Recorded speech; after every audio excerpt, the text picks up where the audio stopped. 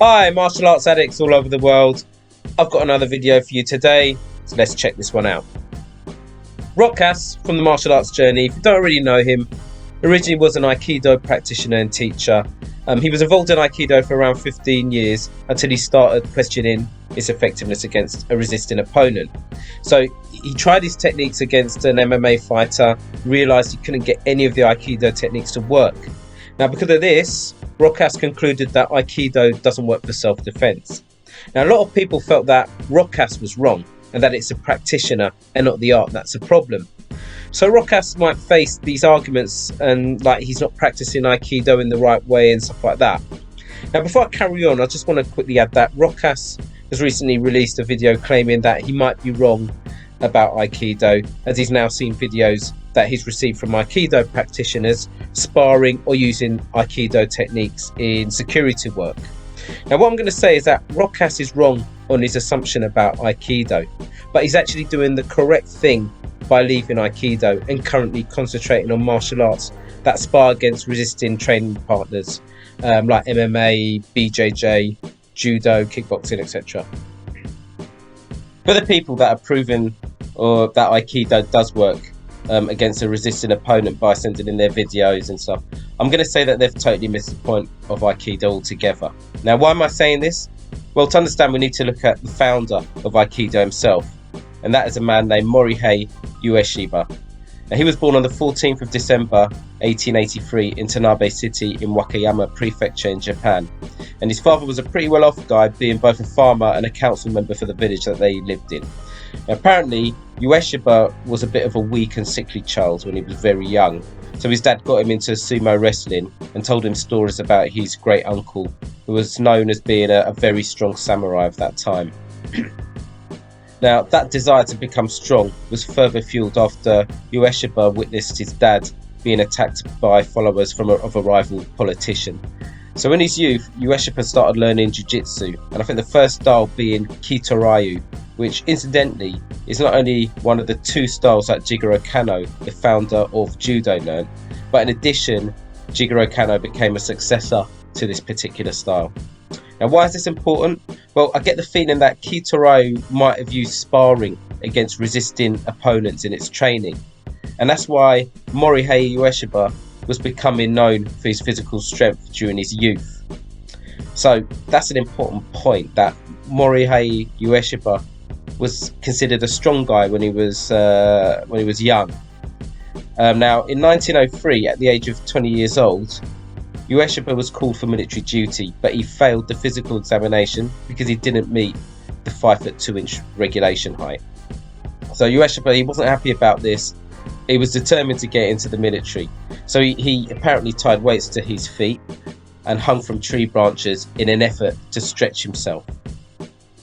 Now, I don't know how long he was hanging for, but when he took the examination again, he apparently had managed to stretch himself by the half inch needed to pass a test.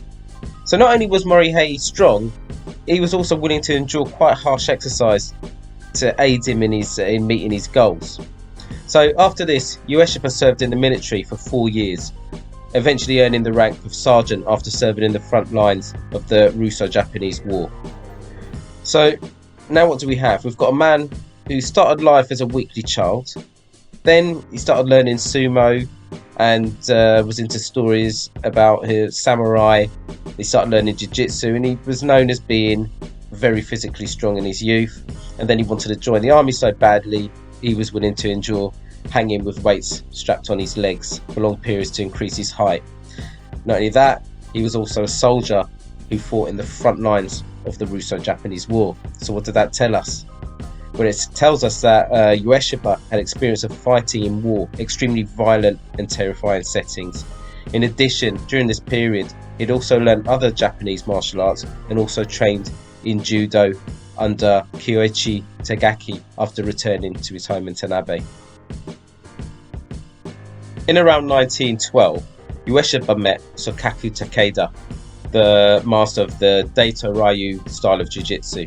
Now, I could be wrong about this, but I get the feeling that Daito Ryu was a style of jiu-jitsu designed for use when the samurai were not in armour, but were armed at the very least with a tanto or short dagger. Now, when the opponent attacks, the first thing that they'd want to do is probably ensure that the samurai can't draw their sword, so they grabbed the wrist. Now, the defender then takes advantage of the opponent grabbing their wrist to effect a technique which subdues the opponent and allows the defender to then finish them off with their sword or knife or whatever. But the ultimate goal was practicality and probably death of your opponent. In Aikido demonstrations, you often do see the attacker always grabbing the defender's wrist, and this is where that actually comes from. Now, whilst Ueshiba was training under Takeda, he also became involved with a Japanese religious group called the Umoto sect, becoming influenced by the teachings of the religious head Onisaburo Deguchi. Apparently, Takeda and Deguchi didn't really like each other. You have one person who's teaching a fighting art that has no spiritual but a completely practical emphasis, and on the other hand, you have the head of a religious sect that promotes peace and is also politically sensitive. And because of this, Ueshiba began to distance himself from both men. Now, in 1928, Ueshiba was teaching what he called AiKiDô. So he's given what he was teaching a different name to Daitoru. And I reckon this was, because he didn't want to offend Deguchi. Now, by teaching Daitoru under the name of AiKiDô, Ueshiba could at least add a spiritual essence to what he was teaching. However, from what I've read, it seems like his classes were very tough and rough sessions, not what you would associate with Aikido training of today. In fact, in 1931, he opened the Kobukan, or Hell Dojo. And not only was the training said to be very hard, it's also said that Ueshiba was physically very powerful during this time. However, I want to get down to a major turning point. Ueshiba, we know, experienced some very harsh environments, especially when he was fighting in the Russo-Japanese War. Now, he was on the front line, so not only were people trying to kill him, he had to try and kill them, and he probably did kill during that period. Now, that might have included close range killings using the bayonet of the rifle.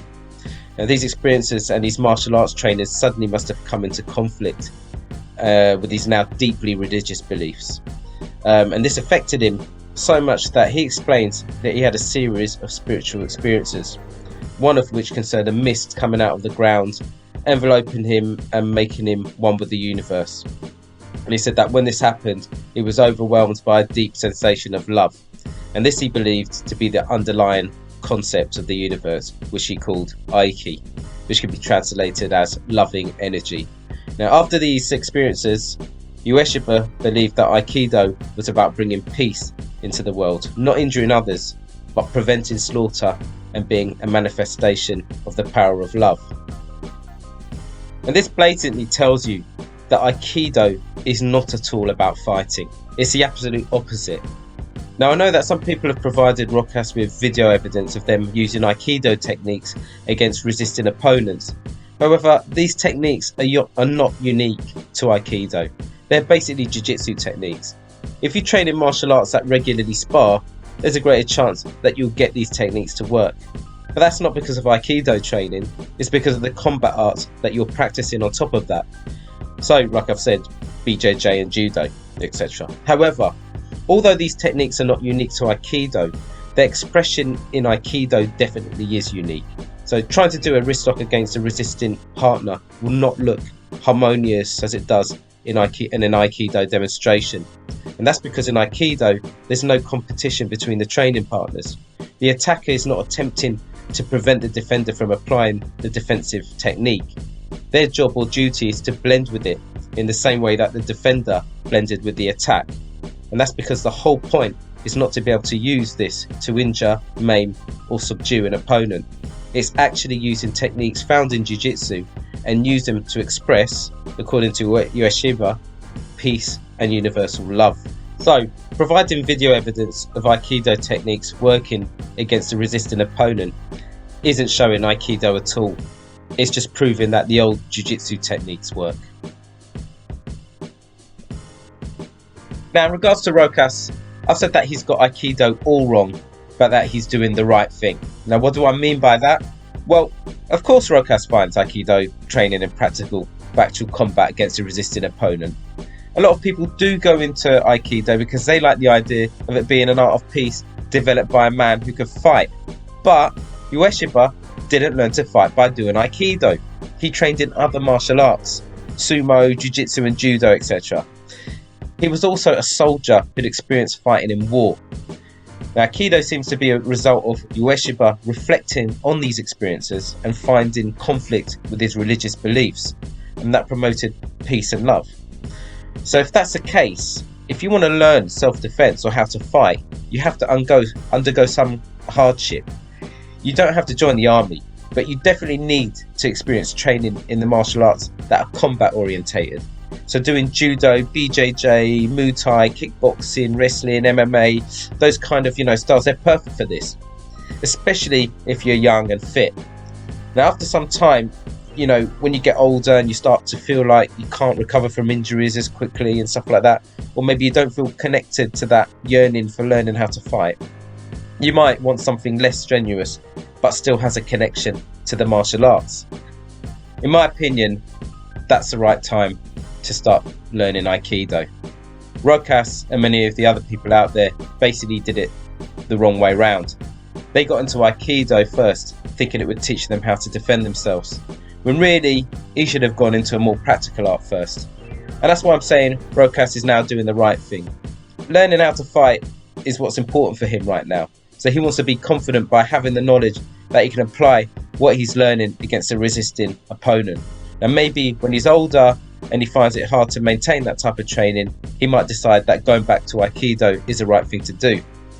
He may not, but that's the right way around for things to be. So do the hard stuff first, then after, go and learn a softer style like Aikido. Guys, I hope that explains my opinion on why so many people seem to be conflicted about Aikido's effectiveness in combat. It just wasn't developed for that in the first place. Now I hope you enjoyed the video, so please hit the like button, please leave a comment, and please subscribe. Until next time, martial arts addicts all over the world, peace and love to you all.